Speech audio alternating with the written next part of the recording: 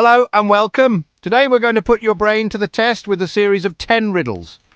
Now these aren't your average run-of-the-mill brain teasers. We're going to start off fairly simply, just to get the old grey matter warmed up, but I promise you they will get progressively more difficult as we go along. The real challenge here isn't just about knowing the answer, it's about the lateral thinking required to get there. It's about looking at a question from a completely different angle and seeing the hidden logic within the words. I want this to be interactive, a bit of a friendly competition, if you will. So, get your keyboards ready. After I read each riddle, I'll give you a moment to think. During that pause, I want you to head down to the comments section and type out your best guess. Don't be shy. There are no wrong answers in brainstorming, only amusing detours. It will be fascinating to see the different paths your minds take to solve these puzzles. Let's see who can get a perfect 10 out of 10. Ready to begin? I hope you've had your morning coffee or tea, because you're going to need all your wits about you for this. The first few might seem straightforward, but don't get too comfortable. By the end we'll be dealing with some proper head scratchers that play with language and perception in some quite clever ways. Right, let's not delay any further. Let's dive into our first riddle. Right, let's start with what should be a gentle warm-up. This one is all about physical reality and a little bit of wordplay. It's something so fundamental, so literally close to you, that you might just overlook it. Are you listening closely? Here it is. What can you hold in your right hand, but never in your left hand? Take a moment to think about that. It's not a trick object or some abstract concept. It's something tangible, something you possess. What is uniquely available to one hand, but not the other? Think about the physical limitations and the relationship between your two hands. You're probably picturing various objects, trying to see if they fit the criteria. Perhaps you're even physically trying it out right now, which is a perfectly valid problem-solving technique. Have you got your guess written down in the comments? I hope so. The answer, which is beautifully simple once you hear it, is your left hand. You can, of course, hold your own left hand in your right hand, but it is physically impossible to hold your left hand in your left hand. A simple, elegant start. How did you do? Excellent. 1 down, 9 to go. Let's move on to the next one. This riddle shifts our focus from the physical world to the abstract realm of time and language. It requires you to stop thinking about things and start thinking about the words we use to describe them. It's a classic of the genre for a very good reason. It's brilliantly constructed. Pay very close attention to the phrasing. The riddle is what comes once in a minute, twice in a moment, but never in 1,000 years. Again, take a moment. Your first instinct might be to think about events, astronomical cycles, or something to do with clocks and calendars. But the key is in the words themselves: minute, moment, and 1,000 years. The answer isn't something that in those periods of time. The answer is something that is those words.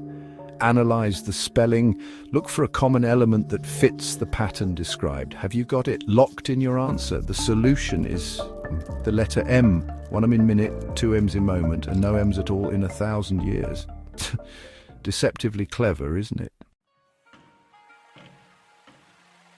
Let's move into the world of basic physics, or at least our everyday understanding of it. This next riddle plays on your assumptions about how substances react to changes in temperature. We all have a fundamental grasp of melting and freezing, but this puzzle twists that understanding slightly.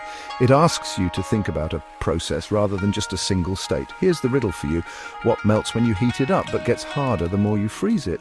Your mind probably jumps immediately to things like ice cream, chocolate, or butter. They all melt when heated. That part is easy, but do they get harder as you freeze them? Is there a limit? The riddle implies a continuous process of hardening as the temperature drops further and further below freezing. This is a subtle but important clue. It's a very common substance, one you interact with every single day. Are you ready for the reveal? The answer is, of course, water. It melts from its solid form, ice, when heated, and when you freeze it, it becomes ice, and the colder that ice gets, the harder and more brittle it becomes. All right, riddle number 4. This one is a classic paradox. It describes an object using two seemingly contradictory properties. It's designed to make you picture one thing while the answer is something else entirely, hiding in plain sight in many households. The riddle is this: what is full of holes but still holds water? The immediate contradiction is what makes this one so good. How can something be full of holes which we associate with leaking and simultaneously be proficient at holding water? Think about objects around your home. A bucket with holes wouldn't work. A net wouldn't work. You need to think about the structure of the object and how it interacts with liquid. The holes are not a flaw. They are a fundamental part of its design and function. It doesn't hold water in the way a cup does, by forming an impermeable barrier. It holds it in a different way, through absorption. Have you figured it out? It's a common cleaning tool. The answer is a sponge. Its entire structure is a network of holes. And it's this very structure that allows it to absorb and hold a surprising amount of water. We're at the halfway point now, and the riddles are definitely getting a bit more abstract. This next one requires a significant leap of imagination. It describes a world of grand features, but a world that is curiously devoid of the things you'd expect to find there. It's a test of your ability to recognize a representation of reality, rather than reality itself. Here is the riddle. I have cities but no houses, mountains but no trees, and water but no fish. What am I? The key here is the pattern of what's missing. It has the large-scale structures but lacks the small-scale details and, crucially, life. It's a description of a place but not a real one. So what is a representation of a place that shows cities as dots, mountains as shapes, and water as blue patches? It's something you might have used to plan a journey or learn about geography in school. It's a tool for understanding the world on a macro level. Got your answer? The solution is a map. A map contains all of those grand features, but only as symbolic representations. Let's move on to riddle number 6. This one uses a classic misdirection technique, anthropomorphism. It gives a common object a human-like quality, in this case a part of the mouth, to lead your thinking astray. It's simple, elegant, and once you hear the answer, you'll wonder how you didn't get it immediately. The riddle is short and sweet. What has teeth but can't bite? Your brain is immediately going to picture animals, a shark, a dog, a crocodile. But they can all bite, so that's not right. Then you might think of things that are tooth-shaped. The teeth on a zipper, perhaps, or the teeth on a saw blade. Those are getting warmer as they are inanimate objects, but can a saw bite into wood? Arguably, yes. The answer is something much more mundane, something you probably use every single day as part of your grooming routine. It has a single, simple function. Ready? The answer is a comb. It has a row of teeth, but it certainly can't bite you. This next one, number 7, is another paradox that plays with your fundamental understanding of how the world works. Normally, when you take something away from a collection or a space, it gets smaller, but this riddle presents a situation where the exact opposite is true. The more you remove, the larger the thing becomes. It really forces you to think about what thing could possibly have this bizarre property. The riddle is, the more you take out of me, the bigger I get. What am I? This is a real test of abstract thought. You're not taking away physical objects from a pile. You have to consider what it is you are taking. Are you taking away matter? Are you taking away time? Or are you taking away the very thing that defines the space? Think about the act of digging, for example. What are you creating as you remove dirt? You are taking soil out of the ground, and in doing so, you are making something else bigger. Have you pieced it together? The answer is a hole. The more dirt or substance you take out, the bigger the hole becomes. A wonderfully simple yet profound paradox. We're into the final 3 now, and well, the difficulty is certainly ramping up. This one is a sibling to the riddle about the letter M we had earlier. It once again uses the names of periods of time to hide the answer in plain sight. It's a pure test of pattern recognition within language, and it requires you to ignore the common associations with the months mentioned. Listen very carefully to the pattern. You see me once in June, twice in November, and not at all in May. What am I? Do not think about seasons. Do not think about holidays or historical events that happen in those months. The riddle is not about the months themselves, but about the words we use to name them. June, November, and May. Just like before, you need to dissect the words. Look for a letter that appears with the frequency described in the riddle. 1 in June, 2 in November, 0 in May. Have you spotted it? The answer is the letter E. 1 E in June, 2 E's in November, and a complete absence of E's in May.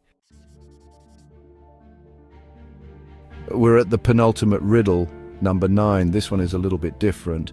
It's a philosophical one, and it actually has more than one potential and equally valid answer. It's about a concept or a tool that improves not through maintenance or sharpening in the literal sense, but through the very act of its use.